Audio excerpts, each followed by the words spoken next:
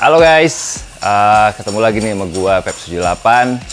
Nah, hari ini kita nggak nge-review motor karena kemarin ada beberapa permintaan gimana bikin review untuk perawatan motor lah intinya gitu, yang sederhana aja di rumah, apa yang hal-hal yang harus diperhatiin gitu, apa yang kira-kira boleh dilakuin, apa yang enggak, dan segala macem, ganti oli and so on. Gue mau jelasin dikit kalau untuk motor sih sebenarnya, karena gue sih udah nggak punya motor yang cc-nya kecil, tapi basicnya sih sebenarnya sama ya gitu, kayak ngerawatan moge sama motor kecil itu sih nggak jauh beda gitu. Nah, cuma tinggal sekarang gimana merhatiin kalau di moge ada hal-hal tertentu yang di mocil itu nggak ada gitu. Nah, paling gampang itu sebenarnya adalah satu nih, misalkan kalau kita sering riding pasti kan kita nyuci motor ya kan, nyuci motor gimana sih cara nyuci motor yang bener gitu. Nah, kalau di motor yang naked mungkin lebih enak nyuci motor ya, karena nggak ada fairing kan, jadi langsung bisa dicuci sampai ke dalam-dalam, bisa lebih bersih.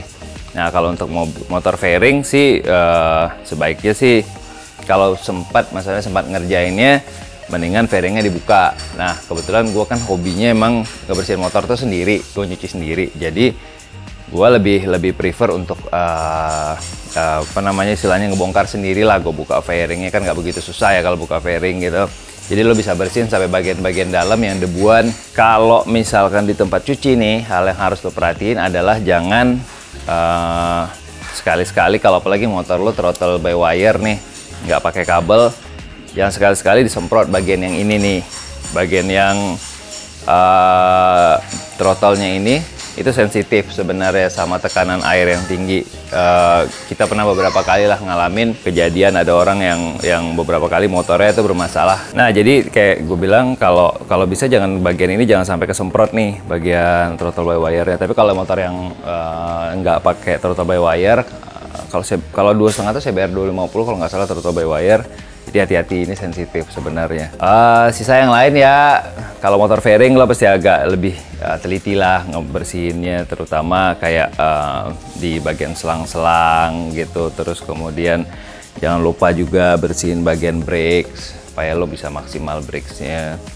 Nah, terus kemudian kalau lo udah cuci semua bersih, kan biasanya tuh lo punya rantai itu suka kotor kan kalau dipakai sering jalan.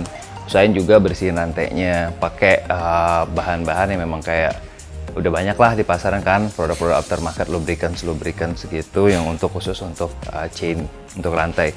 Jadi jangan lupa itu juga dikasih gitu. Kalau misalkan motornya dipakai sering, minimal seminggu sekali lo mesti kasih lah gitu, biar umur rantainya itu awet dan gearnya juga nggak cepat habis. Terus kemudian, nah ini untuk misalkan lu kapan sih sebenarnya kayak untuk harus ganti oli gitu. Sebenarnya kalau motor baru biasanya kan pasti ada dapat warranty service ya dari ATPM.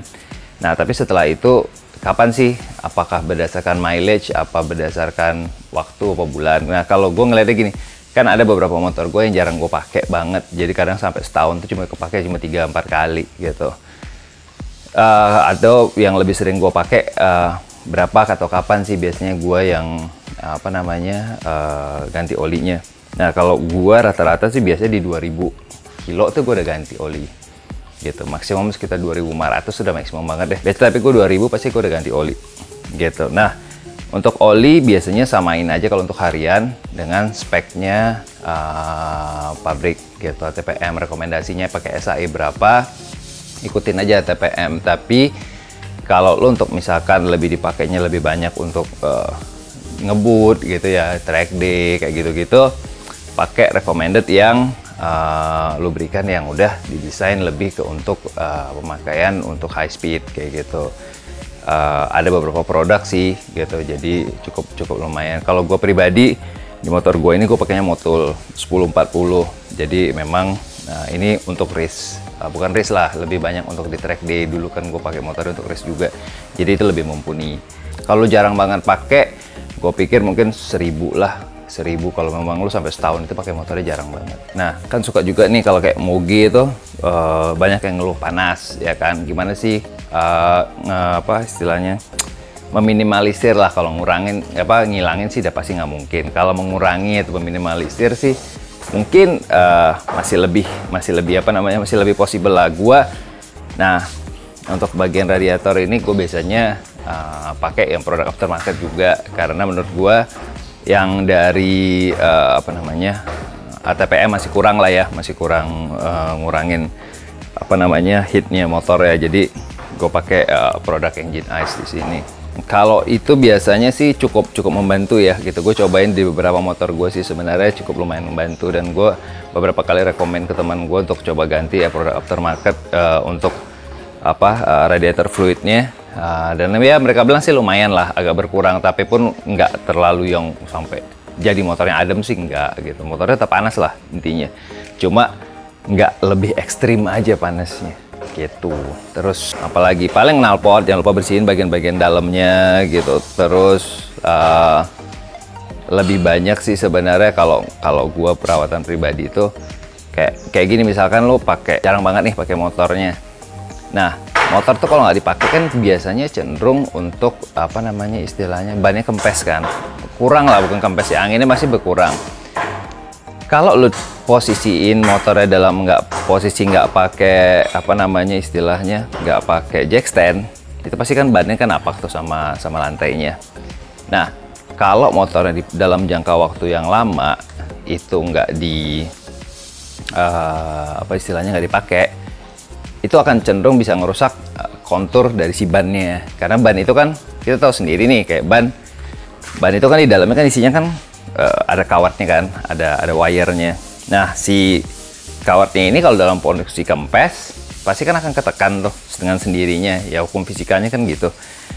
Tapi kalau semakin lama dibiarin dalam satu posisi tertentu, misalkan nggak pakai jack stand nih misalkan gitu, posisi tertentu itu lama banget gitu, kan otomatis kan lama-lama kan bagian bawahnya itu kan akan nyesuaiin sama lantai, which is jadinya kan flat. Nah, itu bisa ngerusak kontur si bannya, apalagi kalau bannya itu dalam posisi nggak apa namanya nggak full lah isi anginnya gitu, atau kempes gitu. Nah, itu akan sangat nggak bagus lah buat bannya. Jadi kalau gua untuk motor-motor gua yang paling jarang banget gua pakai tuh kayak misalkan kayak Desmo gua gitu, itu pasti selalu gua pasangin jack stand depan belakang supaya bannya itu nggak ngepres ke lantai, jadi nggak ngerusak dia punya kontur ban. Nah, karena kalau dengan kondisi begitu nanti sayang bannya cepat rusak akhirnya, karena bannya kan lumayan mahal kalau untuk motor-motor gede. Nah, kalau untuk motor kecil sih gue pikir nggak terlalu, kan beberapa motor kecil kan juga ada jack stand tengahnya ya kan, jadi pakein aja jack stand tengahnya, minimal belakangnya keangkat.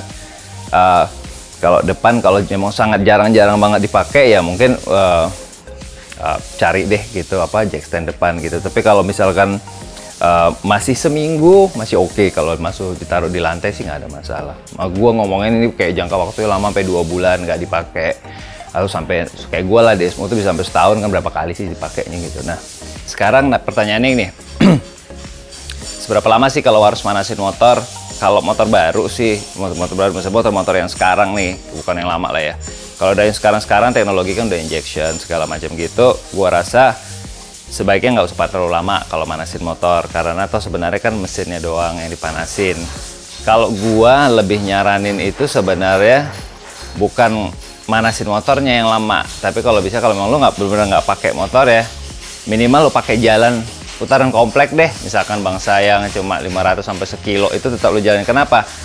Kalau mesin sebenarnya lagi idle aja kan lu panasin ya, that's oke, mesinnya mutar, olinya mutar, semua jalan. Nah, tapi yang penting itu kan sebenarnya kayak suspensi gitu, kaki-kakinya. Nah, itu kan harus tetap kena jalan tuh, harus lu mainin terus supaya dia nggak apa istilahnya nggak kaku lah, nggak rigid gitu.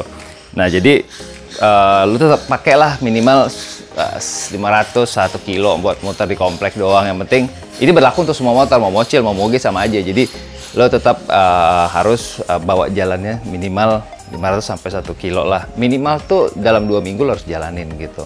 Jangan sampai motornya itu benar-benar yang diem banget nggak jalan gitu, karena akan mempengaruhi terhadap bukan lebih ke mesin sih sebenarnya, lebih ke kaki-kakinya gitu. Nah, makanya kalau motor baru itu sebenarnya mesinnya pun sebenarnya kan udah di running di pabrik, jadi mesinnya motornya udah banyak sebenarnya, cuma mereka suruh inrayon. Istilah inrayon itu karena sebenarnya buat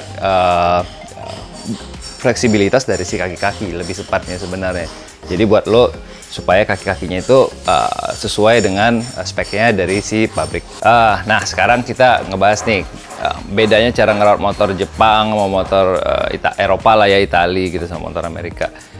Sebenarnya basic perawatannya sebenarnya sama, cuma kalau kayak motor Itali itu kan sebenarnya nggak dalam artian bukan harus yang ekstra sih, nggak, cuma lebih harus sering diperhatiin aja karena motor Jepang lebih bandel sih ya, maksudnya reliability-nya lebih ketahuan lah, lebih gampang ngerawatnya. Nah kalau motor Itali akan lebih banyak hal-hal yang harus diperhatiin gitu. Nah yang pasti elektronik, jadi setiap pagi kalau misalkan mau manasin cek dulu mesinnya, engine check. Kemudian jangan lupa cek air radiator gitu. Terus kemudian jangan lupa cek tekanan angin juga. Kemudian kalau oli sih sama lah sebenarnya. Nah kadang-kadang motor-motor Italia itu suka muncul tuh biasanya dari sisi elektronik sih lebih banyak ya masalahnya. Jadi selalu perhatiin aja, jadi sebelum jalan temperatur, kalau dipanasin cepat panas apa enggak, kalau dia cepat overheat, cepat panas, berarti ada yang salah sama sistem pendinginannya gitu. Jadi mesti hal-hal yang kayak gitu diperhatiin, jadi kita tahu terus nih kondisi motornya kalau mau jalan itu udah selalu fit 100% gitu. Jadi jangan sampai di jalan ntar mogok gitu. Nah kalau untuk tekanan angin sebaiknya ikutin spek dari si pabrik gitu. Nah kalau untuk moge sebenarnya sama aja gitu sama motor kecil biasa gitu. Kalau gue biasanya pakai untuk jalanan itu 30 depan, 30 belakang, 30 PSI ya. Kalau di race itu beda lagi karena kan muter bannya lebih banyak, berarti bannya lebih panas, dan which is bannya akan lebih tinggi dia punya PSI. Jadi kita biasanya lebih sedikit pakai ngisi anginnya di belakang itu kita pakai sekitar 25, 26, 8, depan itu 27, 28 gitu. Itu untuk kalau di track ya. Kalau untuk di jalanan sih standar aja pakai 30 udah cukup banget, udah oke lah gitu. Itu nggak kekerasan, itu nggak terlalu lembek gitu. Nah kemudian setelah itu mungkin kita ngomongin bensin nih, apa bensin yang cocok ya. Bensin itu kalau gue bilang kan sekarang di Indo tuh ada bensin tuh ada 4 kan, 88, 90, 92 sama 95, 98, ada 5 malah. Nah kalau yang premium biasa kan tuh 988. Nah kalau 88 sebenarnya untuk motor-motor kecil sih aman-aman aja sebenarnya, cuma kan memang pembakarannya nggak maksimal. Kalau gue bilang untuk kayak motor Matic gitu ya, yang bebek gitu, pakai 90 lah gitu minimal, biar pembakarannya lumayan bersih. Kalau memang ada budgetnya, pakai 92 better gitu. Round 92 itu akan lebih bagus gitu. Kalau moge gue saranin tetap minimal 95. Kenapa? Karena kompresi motornya kan tinggi gitu. Nah, dia butuh pembakaran yang maksimal. Jadi usahakan dapat bensin yang clean, yang roundnya bagus, oktannya bagus. Jadi gue saranin pakailah minimal 95. Kalau sekarang kan Pertamina punya produk 98. Nah, gue semenjak Pertamina keluarin Pertamax Turbo 98, gue selalu pakai 98 gitu. Tapi sejelek-jeleknya kalau nggak ketemu 98 lo masih bisa pakai 95 untuk moge. Untuk mobil gue saranin minimal pakai 90 lah, jangan pakai 88 karena kurang maksimal ya gue bilang. Apalagi sekarang mesin sekarang udah injeksi, VVT-i, udah sophisticated lah mesinnya, dan cc-nya pun kayak mobil-mobil itu sekarang udah 150 cc gitu. Nah jadi gue pikir untuk bensin lo pakai untuk mobil itu pakailah minimal. Kalau 150 atau 250 gue pikir minimal lo pakai Pertamax lah 92. Itu udah round minimum tuh lo pakai 92. Mau produk Shell, mau produk Total, Pertamina lo pakainya 92 minimal gitu. Biar mesin lo juga awet gitu. Nah, jadi itu doang sih gue rasa ya kalau untuk yang perawatan standar. Nah, usahain juga kalau misalkan tadi gue lupa ngasih tahu, kalau misalkan cuci motor jangan pakai kompon yang kasar, usahain pakai bahan-bahan yang aftermarket yang memang soft dengan apa istilahnya, dengan cat ya. Pakai sabun bayi aja gitu, jangan pernah pakai, minimal pakai sampo deh. Itu sampo udah gue sih sebenarnya nggak terlalu saran, gue lebih saran pakai sampo bayi, sabun bayi, which is itu pH-nya tuh rendah gitu. Nah itu akan lebih soft atau lebih aman lah buat cat gitu. Terus usahain kalau bersihnya sampai kering.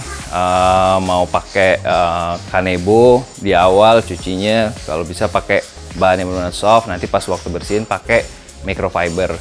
Nah, microfiber sendiri kan sekarang kan udah banyak tuh di pasaran, jadi udah bisa belilah untuk bersihin supaya nggak terlalu cepat kusam dan baret-baret halus itu di motor. Nah, kalau sampai udah baret halus, ya pasti mau nggak mau harus di apa istilahnya, kayak dikompon ulang lah, dipoles lagi gitu. Jadi biar itunya nggak kelihatan lagi. Tapi kalau ada waktu sendiri kerjain, bisa beli bahan-bahannya, bisa kerjain sendiri. Tapi kalau memang nggak ada waktunya, ya mau nggak mau pakai jasa pihak ketiga ya untuk poles motor. Jadi gue pikir untuk bersihin motor ya harus perhatiin hal kayak gitu. Nah guys, jadi dari gue itu aja. Sebenarnya cuma tips perawatan sederhana doang kayak janji gue nggak ngomongin yang berat-berat. Nanti kalau mau, gue bikin Q&A lagi untuk perawatan yang, bukan perawatan lah, gimana setting motor sih lebih tepatnya, gimana setting suspensi, setting rem, kemudian untuk keperluan track, apa yang perlu lo perhatiin. Nanti yang advance kayak gitu, kita bikin sesi sendiri ya. Jadi so far untuk hari ini kita cuma ngomongin yang simple-simple aja, yang harian-harian, yang gampang lo kerjain sendiri di rumah. Next, kalau kita mau ngomongin yang lebih serius, setting rem, power, gimana cara ningkatin power and so on, gimana nyeting untuk dapet tune up enak segala macam, kita bikin sesi sendiri. Oke guys, itu aja untuk saat ini. Follow gue punya Instagram, and thank you again buat comments, likes-nya di YouTube, subscribe-nya gue thank you banget.